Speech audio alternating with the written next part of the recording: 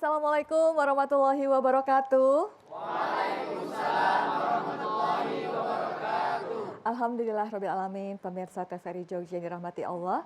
Kita dapat bersua kembali tentunya di suasana yang lebih menyenangkan. Dan mudah-mudahan kabar iman takwa Anda semuanya makin kuat, makin tangguh.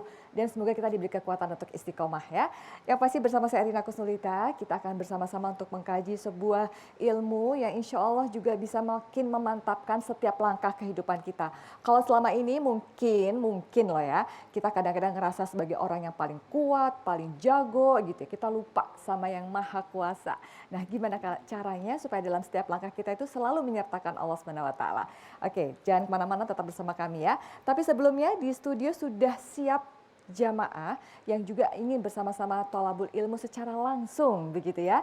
Langsung ya saya akan sapa dan akan perkenalkan ini jamaah yang sudah siap di belakang saya, pemuda-pemudi yang istimewa. Dari mana ini? Kami dari IMM FAI UMY.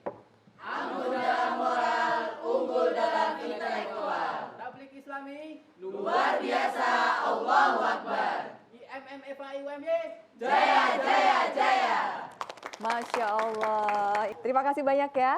Nah ini majelis taklim yang sebelah kanan saya dari mana? Siapa kita? Pelajar NU. Siapa kita? Pelajar NU. Siapa kita? Pelajar NU.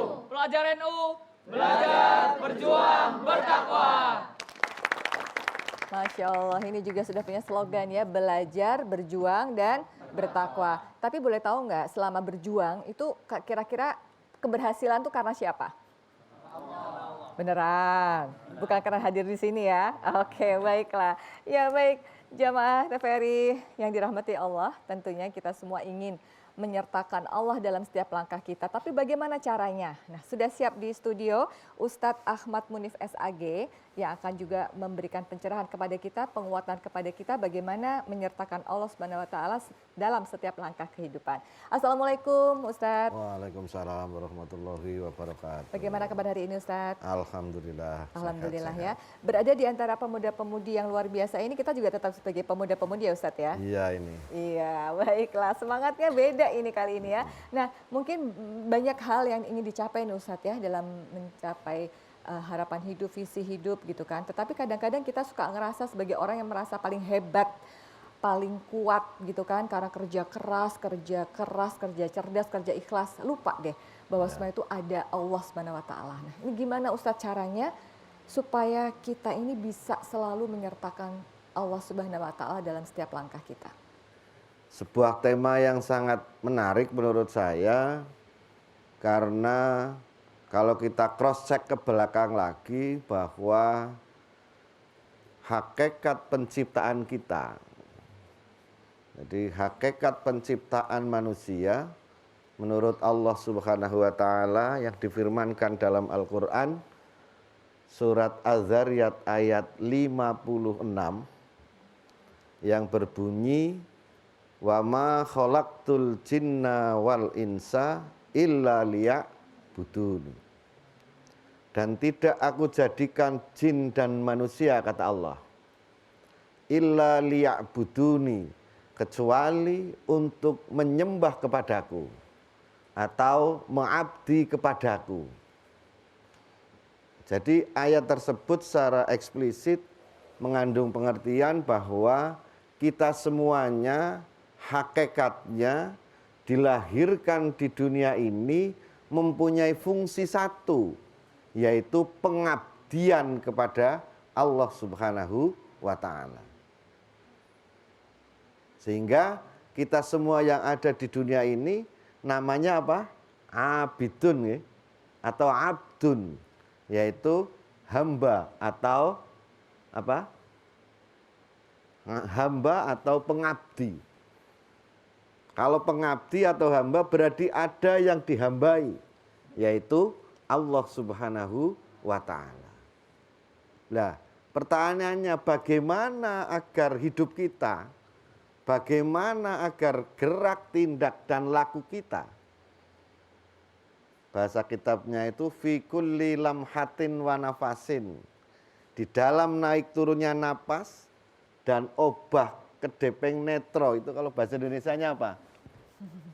Tolong ditranslate coba bahasa Naik Indonesianya. turunnya ini, obah kedepeng netro itu apa?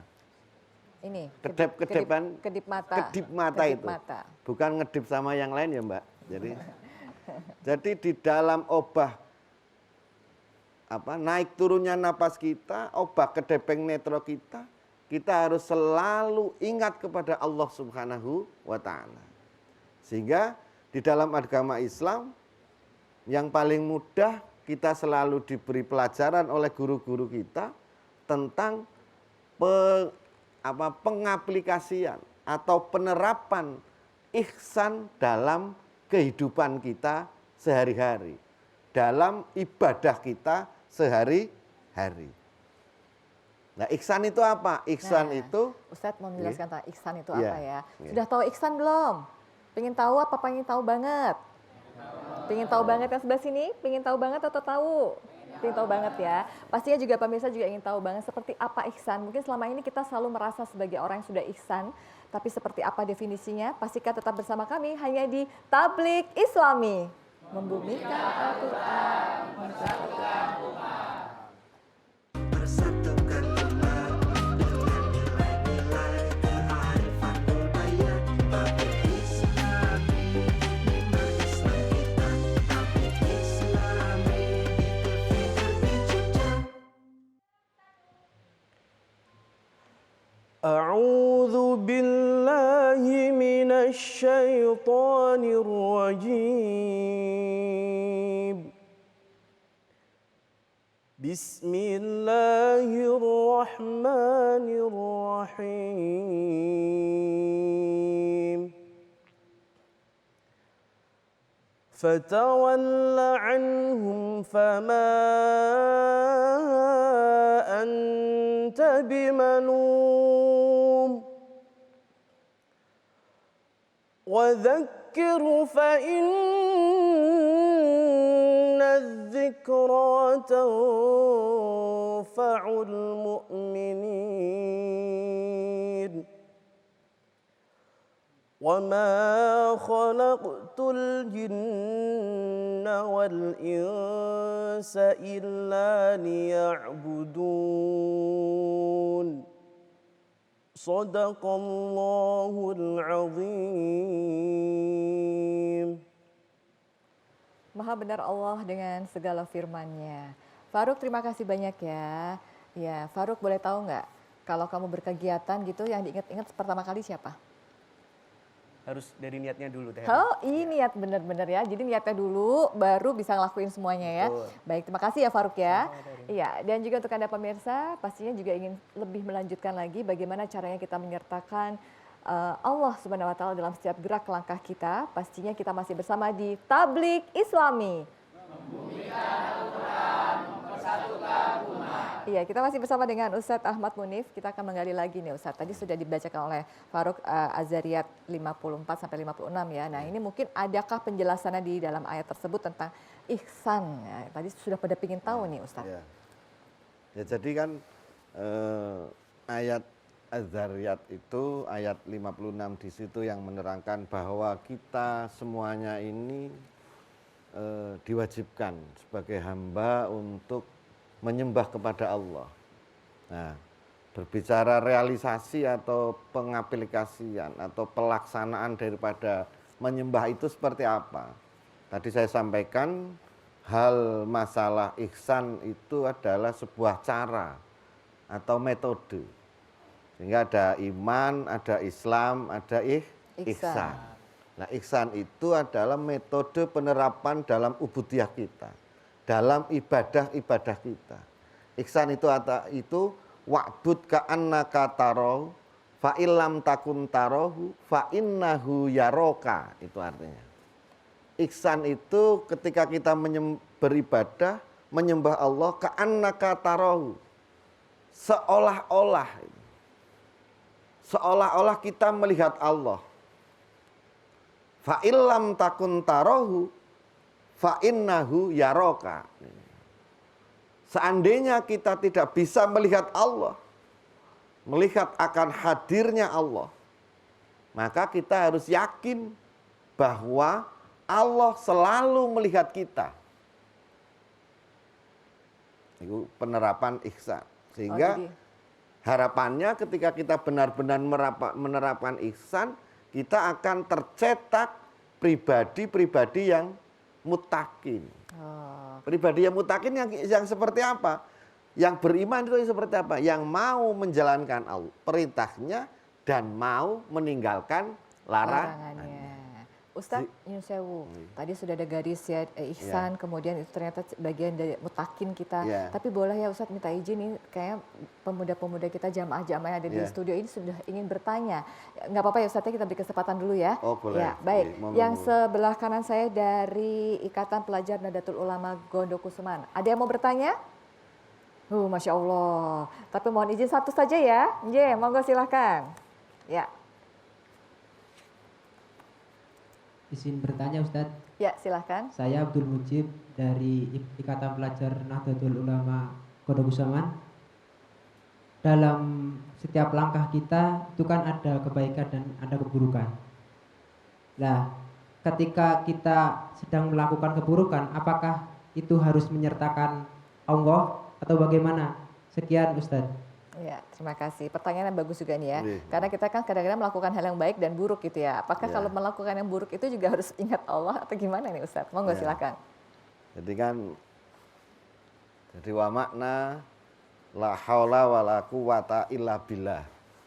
Jadi makna daripada la haula wala quwata illa billah adalah tidak ada kekuatan, yang ada kekuatan, yang punya kekuatan hanya Allah Subhanahu wa taala.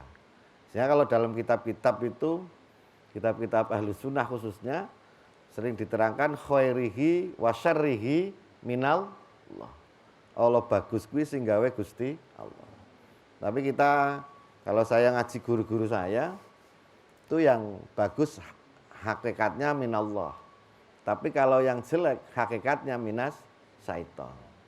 Maka dari itu tadi nyinggung sedikit dari Mas Faruk bahwa ada tuntunan, ya, ada tuntunan ketika kita mau melaksanakan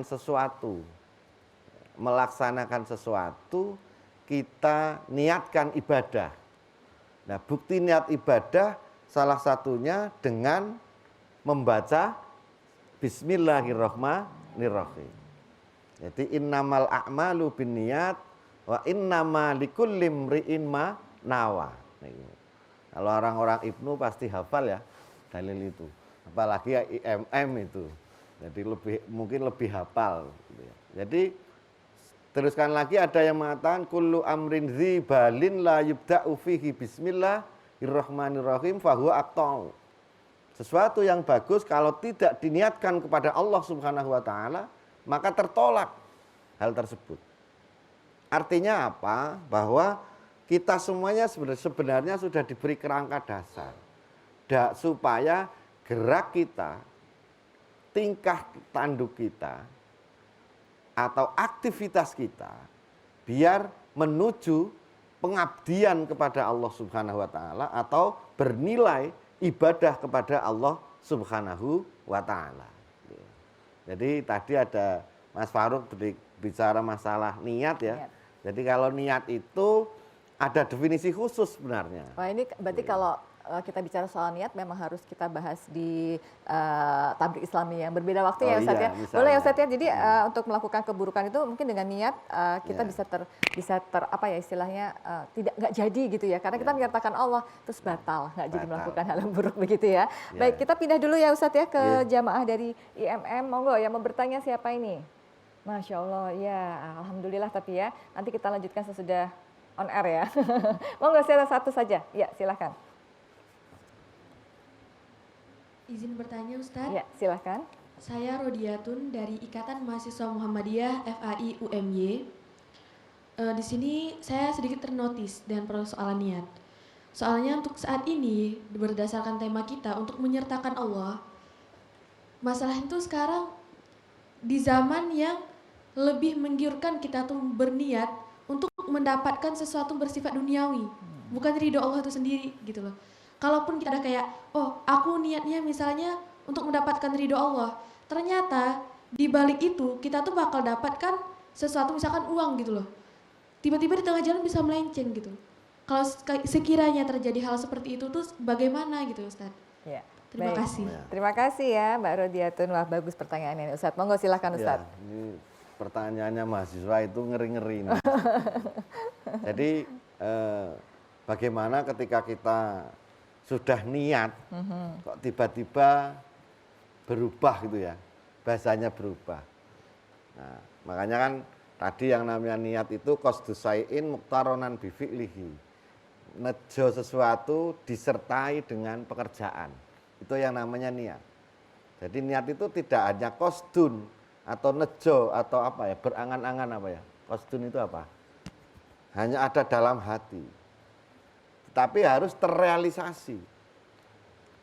Muktaronan bersama-sama dengan pekerjaan. Sehingga ketika jenengan sudah niat dari awal bismillahirrahmanirrahim, saya niat betul bekerja ini hanya ibadah kepada Allah Subhanahu wa taala.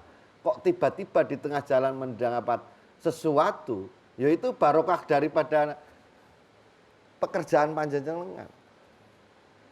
Jadi terus kalau di jalan tiba-tiba melenceng, ya itu godaan.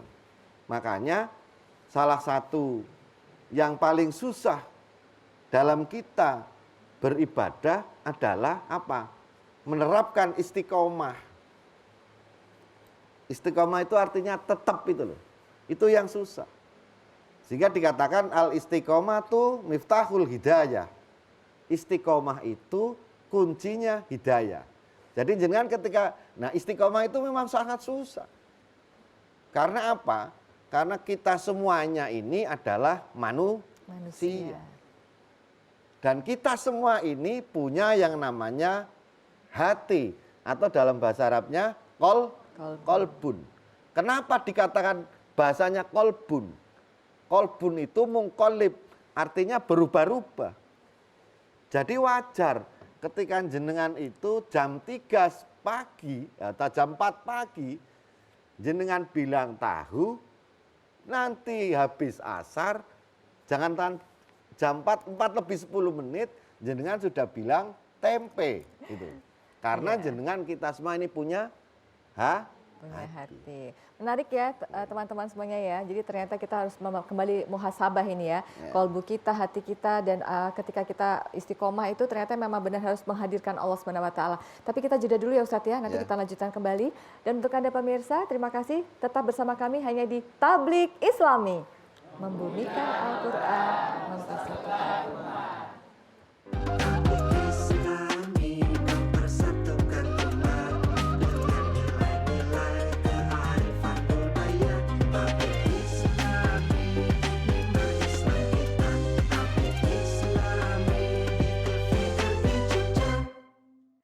Alhamdulillahirrabbilalamin. Terima kasih banyak pemirsa TVRI yang dirahmati Allah. Masih terus bersama kami. Insya Allah kita semakin tahu ya, bisa mengambil benang merahnya bagaimana menyertakan Allah Subhanahu wa taala dalam setiap langkah kita. Dan kita semua masih bersama di Tablik Islami, membumikan Al-Quran, mempersatukan. Dan masih bersama teman-teman dari Ibnu Gondokusuman dan juga dari IMM Fakultas Agama Islam UMY ya. Masih bersama Ustadz Ahmad. Ustadz, baik, bagaimana nih caranya supaya kita tadi ada ihsan, ada istiqomah, ada niat gitu ya, menyertakan Allah. Karena kadang-kadang kan kita tidak selalu ya, karena kita manusia biasa yang kadang-kadang berpikir hanya berdasarkan kemampuan diri saja, lupa kalau Allah itu ada di atas kita. Nah itu gimana caranya nih Ustadz? Ya. Ini mungkin yang terakhir ya, jadi yang stressingnya bahwa yang mungkin harus kita laksanakan dan kita lakukan adalah yang pertama harus kita patri dalam diri kita bahwa kita ini adalah makhluk. Itu yang perlu dipatri dalam jiwa dan raga kita. Bahwa kita ini adalah makhluknya Allah Subhanahu wa taala. Kita ini bukan kholik atau bukan pencipta. Dan kehadiran kita di dunia ini salah satunya mendapat tugas dari Allah Subhanahu wa taala, yaitu untuk menyembah kepadanya atau mengabdi kepadanya. Sehingga ketika rasa hamba ini hilang dalam diri kita, maka yang muncul adalah rasa kholik. atau rasa pencipta yang muncul di dalam diri kita. Sehingga nanti ketika kita muncul rasa kekholikan kita merasa bisa karena diri kita kaya karena usaha kita, sehingga yang memberi kaya hilang. Oleh karena itu, ketika kita mau menyertakan Allah di dalam kehidupan dan gerak langkah kita, yang pertama yang harus kita lakukan, ya kita harus menyadari betul bahwa diri kita adalah seorang hamba. Diri kita seorang hamba ditanamkan terus dalam langkah kita. Ketika kita sholat misalnya, kita menghadap kita kepada Allah, kita sadari betul bahwa saya adalah manusia atau abdun yang dhaif, yang banyak salahnya, yang banyak dosanya. Kalau tidak diberi fadl sama jenengan Gusti Allah, maka saya akan hilang. Kalau ini benar-benar diterapkan di dalam kehidupan kita, maka insya Allah kita akan menjadi pribadi-pribadi yang muttaqin. Kalau pribadi-pribadi yang diri kita sudah muttaqin, fa insya Allah inna sholata tanha 'anil fahsya'i wal munkar. Sholat akan menjadi penyebab kita terhindar dari kemungkaran. Karena apa? Sholat kita benar-benar bernilai ibadah kepada Allah, bukan karena keriaan kita. Jadi sebagai mungkin terakhir ini yang perlu saya sampaikan, bahwa kalau kita ingin menyertakan Allah di dalam gerak, di dalam tingkah laku kita, yang pertama harus kita sadari bahwa kita ini seorang hamba. Ya, Kita bukan seorang kholik. Hamba nih. Jadi yang perlu ditekankan adalah bagaimana kita sebagai hamba dan menghamba hanya kepada Allah Subhanahu wa taala. Masya Allah. Gimana kita siap untuk menghamba kepada Allah? Ya, mudah-mudahan ya dalam setiap gerak langkah kita jadikan kita sebagai hamba yang hanya untuk mengabdi dan menghamba kepada Allah Subhanahu wa taala. Ustaz, terima kasih banyak sudah memberikan penguatan kepada kita. Faruk, terima kasih ya untuk lantunan ayat suci Al-Qur'annya, dan juga buat teman-teman dari Ikatan Pelajar Nahdlatul Ulama Gondokusuman, terima kasih banyak. Tetap terus bekerja, berjuang. Terus satu lagi apa tadi? Bertakwa, tambahin lagi juga menghamba gitu ya. Kemudian juga dari teman-teman Ikatan Mahasiswa Muhammadiyah IMM Fakultas Agama Islam UMI juga terima kasih ya. Tadi intelektual, apalagi tadi? Nah, tambahin lagi juga ya, tetap menjadi hamba Allah yang istiqomah ya. Selamat berjuang juga ya. Dan juga untuk Anda pemirsa, terima kasih banyak selalu bersama kami di TVRI Jogja dan pastinya di Tablik Islami. Membumikan Al-Quran, mempersatukan umat. Saya Rina Kusulita beserta seluruh kerabat mengucapkan terima kasih dan wassalamualaikum warahmatullahi wabarakatuh. Waalaikumsalam.